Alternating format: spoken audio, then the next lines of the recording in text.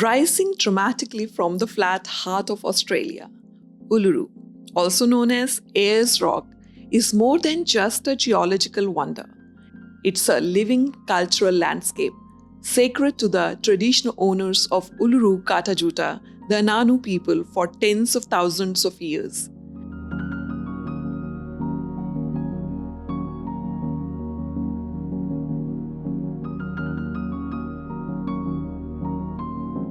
At 348 meters tall, that's higher than the Eiffel Tower, and stretching 3.6 kilometers long, Uluru isn't just a rock, it's a monolith.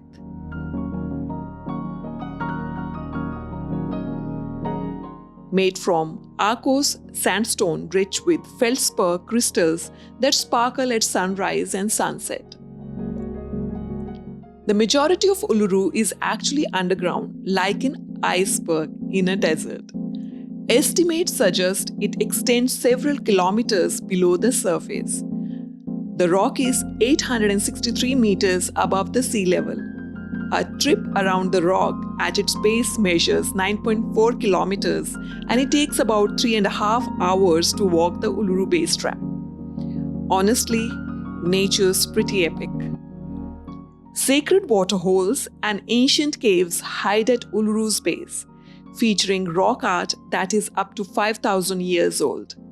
These paintings tell Dreamtime stories, creation myths, still passed down by the Anangu.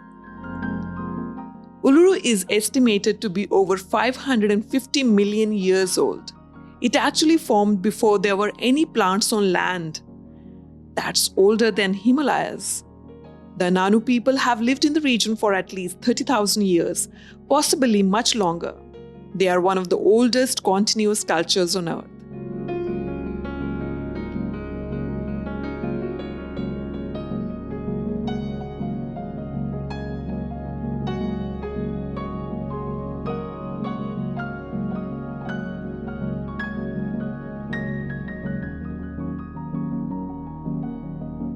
For the Anangu, Uluru is a sacred site deeply tied to their system of law, knowledge, spirituality, and the Dreamtime. European explorer William Gosse was the first recorded non-indigenous person to see Uluru in 1873. He named it Ayers Rock after Sir Henry Ayers, who was then Chief Secretary of South Australia.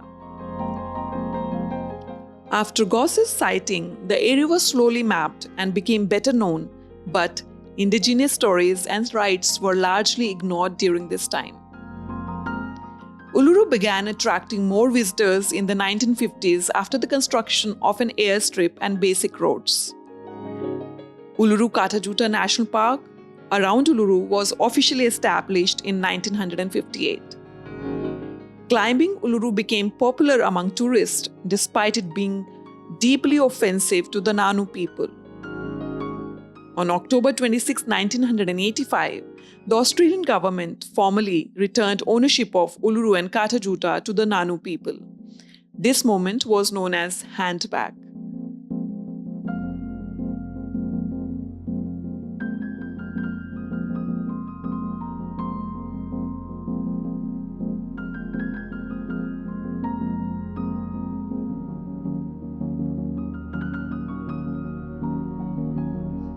Today, the park is managed jointly by the Anangu traditional owners and Parks Australia. Signs around Uluru are in both English and the local Aboriginal language. On October 26, 2019, exactly 34 years after handback, climbing Uluru was permanently banned, respecting the Anangu's long-standing wishes, which honestly just feel right when you are here.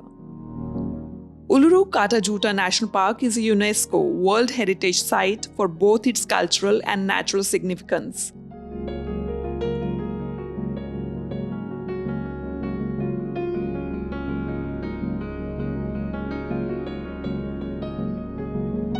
Uluru's colors change with the light, from fiery red to deep purple, reminding us that this ancient monolith is always alive, always shifting, always sacred.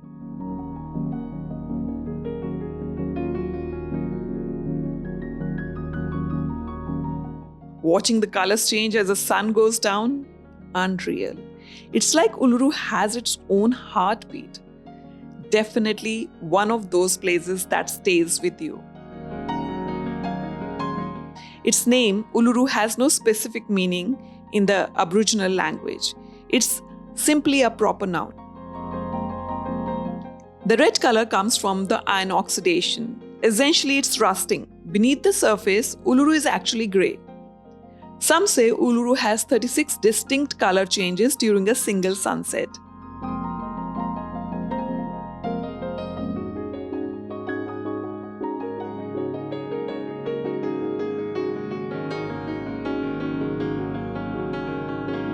Okay, if you're super lucky and catch Uluru after rain, it turns dark and transforms into a shimmering canvas of waterfalls and darker hues. Fewer than 1% visitors see it like that. It's crazy rare though. It only rains here a handful of times a year.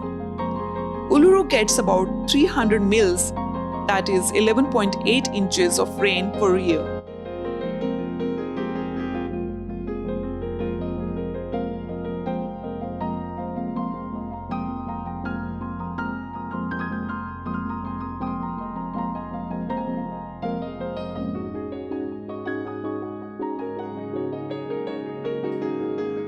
As we conclude our journey through the majestic Uluru, let us remember that this sacred rock is not just a natural wonder, but a symbol of the deep spiritual connection the Anangu people have to this land.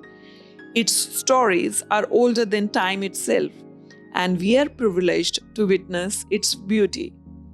Whether through its changing colors, the ancient landscapes surrounding it, or the rich culture it represents, Uluru teaches us the importance of respecting and honoring nature. Thank you for joining us in this unforgettable experience.